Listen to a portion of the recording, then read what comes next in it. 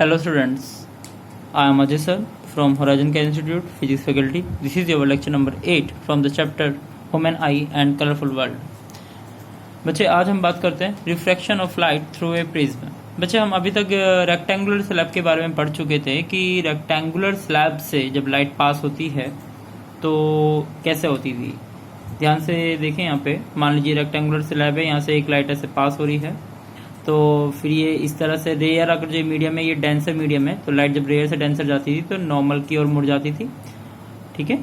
और फिर जब ये डेंसर से रेयर जाती थी तो अपने नॉर्मल रास्ते से अवे हो जाती थी, ओके। इसे बोलते थे हम इंसिडेंट रे, ये होती थी हमारे पास रिफ्रैक्टेड रे, और ये हमारे पास होती थी इमरजेंट रे, ओके। तो इसको हमने स्नेल्स लॉ भी पढ़ा था इसके अंदर, सेम टू सेम। अब यहाँ पर हमारा रिफ्रैक्शन है, लेकिन अब हमने यहाँ से स्लैब को हटाकर प्रिज्म यूज कर लिया।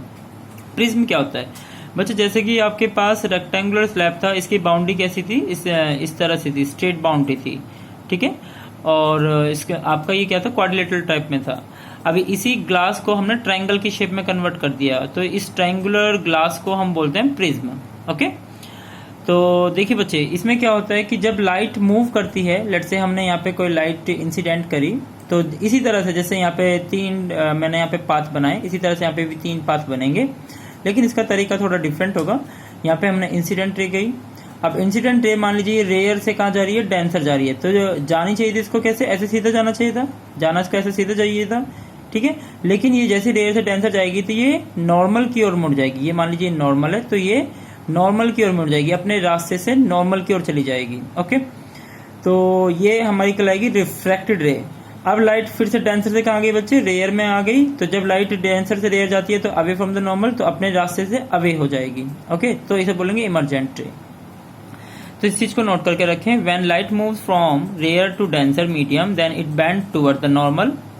और दूसरा है बच्चे हमारे पास, when light moves from denser to rare medium then it bends away from the normal, okay। तो ये पॉइंट नोट रखें।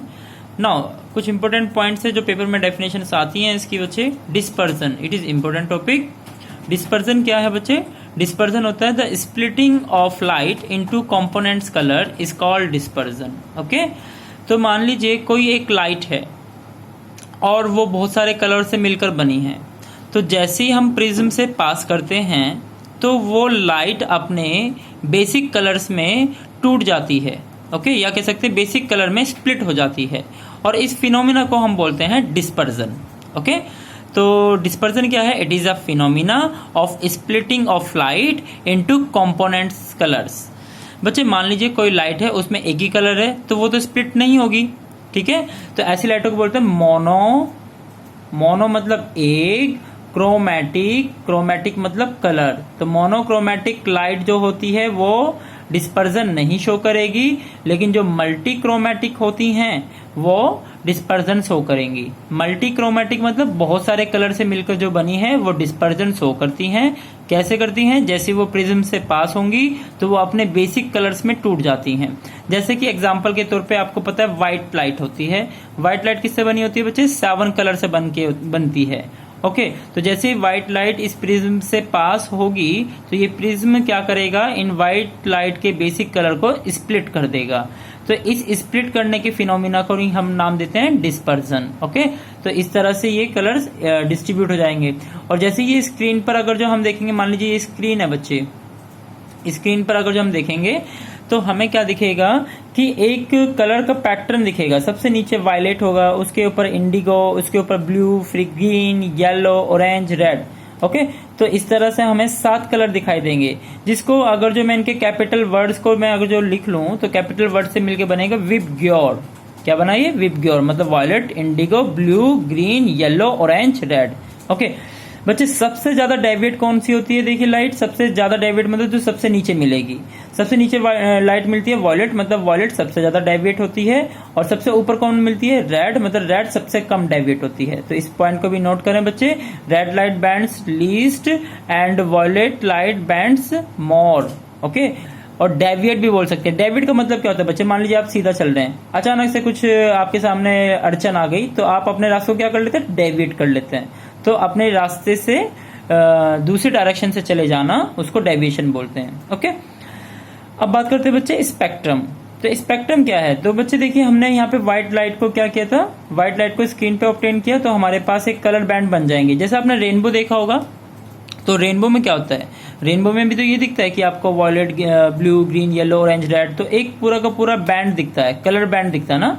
तो वो कलर बैंड को ही हम क्या बोलते हैं, स्पेक्ट्रम बोलते हैं। तो बच्चे जब आपके पास पेपर में डेफिनेशन आती है डिफाइन स्पेक्ट्रम, तो ये वर्ड लिखना बहुत जरूरी है। It is a band of colours, it is a band of colour obtain on screen known as spectrum. Okay, तो स्पेक्ट्रम क्या है, बैंड्स ऑफ कलर है एक तरह से।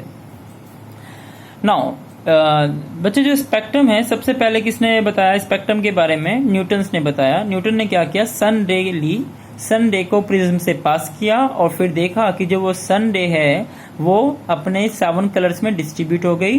तो इस फिनोमिना को उन्होंने स्क्रीन पे जब ऑब्टेन किया तो उन्होंने इस वर्ड को बोला स्पेक्ट्रम। ओके, तो it is first experimented by Newton who passes the sun ray through glass prism and he obtained a beautiful phenomena of 7 colors known as Vibgyor, and this phenomena is known as the spectrum. Okay, मतलब अपने constituent colors को screen पे obtain करने के phenomena को हम बोलते हैं स्पेक्ट्रम।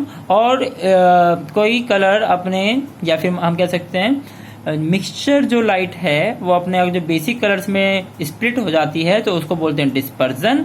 और इस स्प्लिट लाइट को स्क्रीन पे ऑब्टेन करने के फिनोमिना को बोलते हैं स्पेक्ट्रम। Thank you.